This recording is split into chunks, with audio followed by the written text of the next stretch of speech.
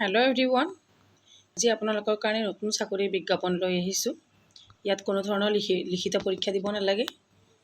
আপোনালোকৰ জুলাই মাহৰ কাৰণে এটা সোণালী সুযোগ বুলি ক'লেও মানে ভুল নহ'ব। পুৰবী ডেইৰীত আপোনালোকৰ নতুন বিজ্ঞাপন ওলাইছে গ্ৰেড 3-4ৰ বাবে নতুন নিযুক্তি। কেনেকৈ আপোনালোকে আবেদন কৰিব লাগে, কেনেকৈ চিলেকশ্যন প্ৰচেছ কেনেকুৱা হয়, ডাইৰেক্ট এইটো আপোনালোকৰ জব আপডেট হয়। ডাইৰেক্ট আপোনালোকে চাকৰি কৰিব পাৰিব নিজৰ ডিষ্ট্ৰিক্টত, নিজৰ গাঁৱত। গতিকে নগাঁও, তেজপুৰ, নৰ্থ লখিমপুৰ, শিলচৰ, গুৱাহাটীত আছে জব এপ্লিকেশ্যন। আপোনালোকৰ লাষ্ট ডেট হ'ব 9 জুলাই তাৰিখে। ডেটটো আগতে জনাই দিওঁ মই। এইটো ষ্টাৰ্ট হৈছে আপোনালোকৰ কিমান তাৰিখ ইয়াতে কোণাত দিয়া আছে চাওক। 3 জুলাইৰ পৰা আৰম্ভ হৈছে। লাষ্ট ডেট 9 জুলাই মান হ'ব লাগে আপোনালোকৰ। মই শেষত দেখাই দিম কিমান তাৰিখে আপোনালোকৰ লাষ্ট ডেট। গতিকে আপোনালোকক প্ৰথমতে মই ক'ত পোষ্ট খালী হৈ আছে মই সেইখিনি জনাই দিব বিচাৰিছোঁ। প্ৰথমতে চাওক, post name deputy assistant manager marketing and sales fresh.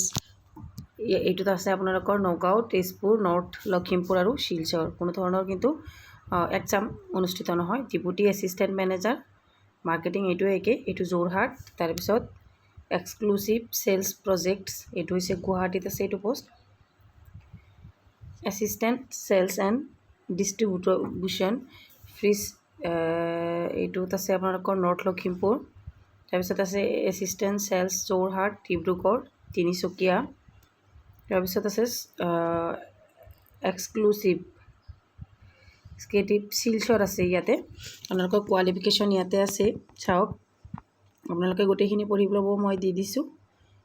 আপোনালোকৰ কোনো ধৰণৰ লিখিত পৰীক্ষা নহয়, সেইকাৰণে আপোনালোকৰ মানে সোণালী সুযোগ বুলি কৈছোঁ। কাৰণ লিখিত পৰীক্ষা দিবলৈ হ'লে আপোনালোকৰ বহুতো ভয় লাগে, বহুতো হেৰি হয়। ইয়াতে চাওক 28 জুলাই আপোনালোকৰ লাষ্ট ডেট।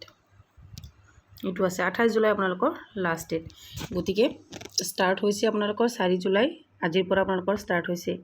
আৰু নটিফিকেশ্যনখন আহিছে 3 জুলাই তাৰিখে। গতিকে ফাৰ্ষ্ট ভিডিঅ' হয়তো ময়ে বনাইছোঁ আপোনালোকৰ কাৰণে। 4 জুলাইৰ পৰা আৰম্ভ হৈছে। এইটো চাওক 2026 4 জুলাই, লাষ্ট ডেট হৈছে 28 জুলাই।